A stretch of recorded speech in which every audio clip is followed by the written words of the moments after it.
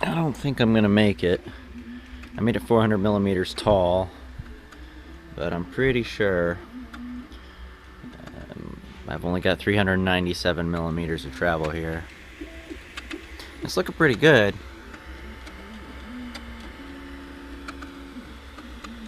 But cantilevering that out, that's pretty tough. You can kind of see the vibrations. We'll try and hold it still.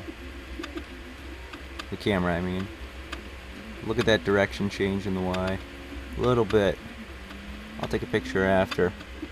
And we'll look at the artifact in here versus down at the bottom down here. See how it compares. Yeah, the surface quality.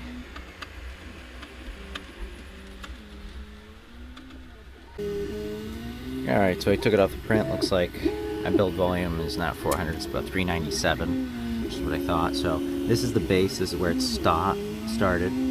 I believe this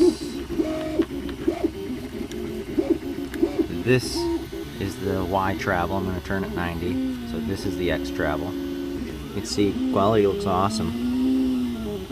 Going up about 200 millimeters.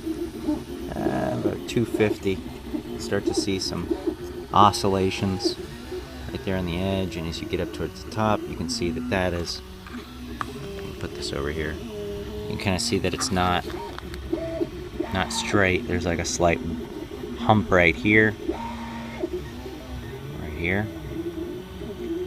and you see some wiggling, especially up here. So this is what it is. Not bad though.